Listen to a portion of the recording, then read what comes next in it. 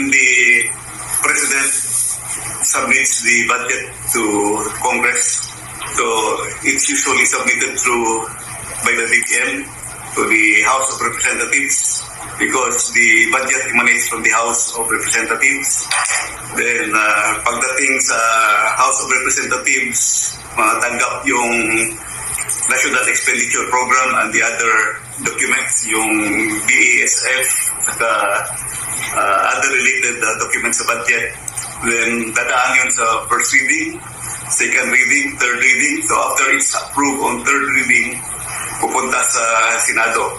Pagdating naman sa Senado, the same procedure, first reading, second reading, and third reading. So usually, magkaiba yung naipasa ng lower house at saka upper house, yung ating lower house of Congress at saka Senate. Then whatever is the difference, i-harmonize yan sa pamamagitan ng isang tinatawag natin na bicameral conference committee. Yung bicameral conference committee naman, pagkatapos nila, gagawa yun sila ng bicameral conference committee report. Yung BICAM report na yun, assuming okay na, pipirmahan nila yun at i-ratify ng both houses, ng Senate at saka House of Representatives. After the ratification, so lalabas na yung enrolled bill, pupunta na yun babalik sa Presidente. The President will sign the budget for it to become effective for the budget to operate the following year. Didiretso na lang ako. Medyo mahaba kasi yung pag-usapan natin. Sa nakita ko kasi, may nakita akong maraming kulang sa BICAM report. Yung Bicameral Conference Committee report, pinirmahan kahit may mga nakikita kayong blanco. So far, ito yung nakikita ko na pages na kulang. Page SP11, page SP12, page SP13, page SP15, page SP17, page SP20, page SP21, page SP22, page SP36, page SP37, page SP162, page SP168, page SP183. Mostly from the Department of Agriculture and on-hand program appropriations. So let's go directly to the page SP11 to SP12. Pwede naman siguro i-flash ito sa ating screen, no? Nahalata ko sa kasi Mayor, Mr. President, na maraming, at saka Harvey, maraming blanco. And these are not, I would say, ordinary figures because these figures will reach to billions of pesos. So, tingnan natin sa page SP11 to SP12.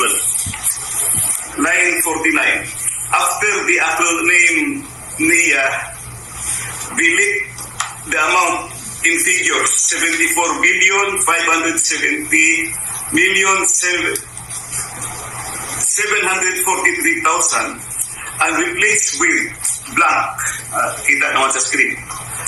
Line number 52. After the acronym PCA, delete the amount in figures 889,065,000 and replace with blank. After the word total, delete the amount in figures 104,820,715,000 and replace with blank. At saka sa number 7, you will see the amount. Dito sa Bicameral Conference Committee report ito. NIA is blank, PCA is blank, total is blank. So maraming pages ito na ganito. Kung isa-isahin natin, I think 13 pages na yung nakita ko na blanco at saka pati na and program appropriations. At saka may nakita din akong observation. Sa page SP11 of the BICAM report, it says that the Agricultural and Fisheries Modernization Program of 146,335,937,000. Klaro yun sa BICAM report. However, pagdating sa GAA, General Appropriations Act, ang lumabas na figure is only 126,728,221,000. Ang ibig sabihin, merong discrepancy. So, paano nagka-discrepancy? So, with all these findings, makikita natin na defective yung BICAM report. At bakit pinirmahan ng members? So the House and the Senate ratified defective BICAM report. In other words, apektado yung ating GAA because BICAM report was defective. What was ratified by both houses are defective. Ang dami ko lang na blanco. That can be shown in the BICAM report at pirmado. So, yun ang aking nakikita na findings. Thank you, Congressman. Just before we get the insights of President Duterte, just to refresh the timeline, this bicameral report was signed and ratified last December 11. Yes, December 11, ang final meeting nila ng Bicameral Conference Committee report at pinirmahan ng members. And on the same day, December 11, the 222 pages Bicameral Conference Committee report was ratified by the Senate and the House. So both houses ratified it, and the enrolled bill was signed by the President December 30, 2024. Correct me if I'm wrong, especially for those Filipinos na to put this na maintindihan nila, simply sir, kumbaga, there's this document, BICAM report, na pinirmahan na may mga blanco pa na items. Makikita ito, nandito sa ito yung copy ng total copy ng Bicameral Conference Committee report. Nandito yung 222 pages. May mga vacant pages. I really don't know kung paano lumabas na may figure na pagdating sa GAA. Okay, thank you, bro. Mr. President, sir, what's your comment on this particular issue? Well, it for sure sa exacting standard ng ating batas na lalo na money appropriations must appear the true and correct value kung anong gusto mong what would be the application for the money for public money. Pagka ganon, there's something terribly wrong.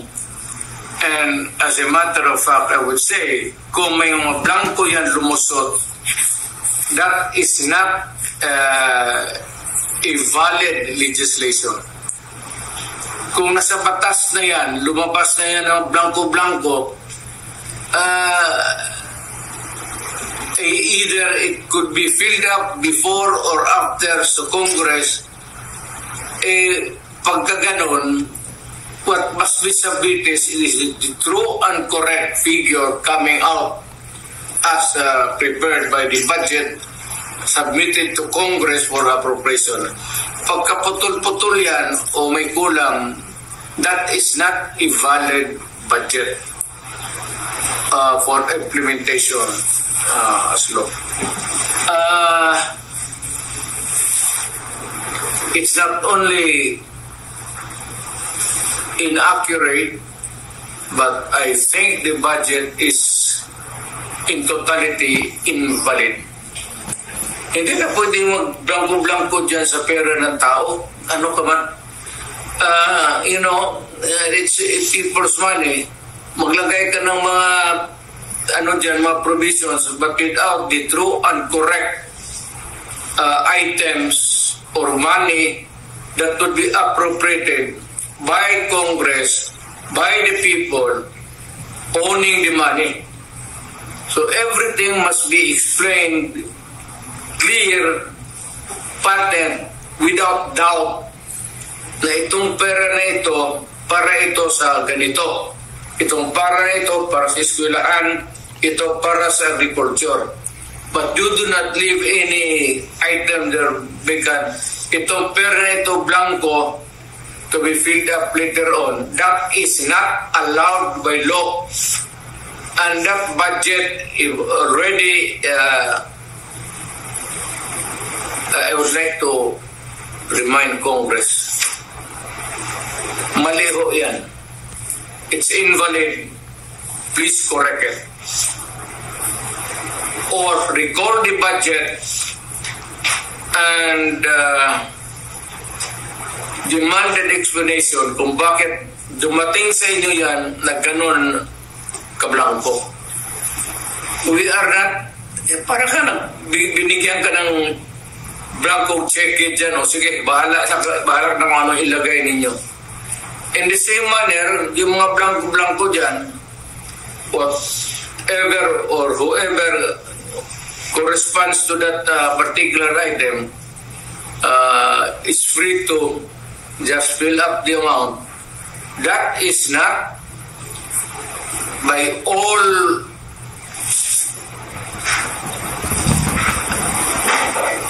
commandments of the law. That cannot be valid, invalid, unenforceable. And kung na-implement na, it must be corrected and the money returned if already spent or corrected. And kung sino man ang ano niyan, they have to give us the explanation. Otherwise, sabihin ko sa mga Pilipino, huwag na kayo magbayad ng buwis ninyo. Ganun lang naman, pinagsasayang ito kumang na to, puro check-in na blanco, then they try to pass it as a law, and they are free to choose now the amount which they want to place. Hindi natin alam kung ano ang reserva nila, kung anong gusto na ilagay, sobra doon sa pera natin. It could be that the money is in the hands of the government now, or future appropriations, or reserva ba ito. If it does not clear anything, then that is invalid and not correct.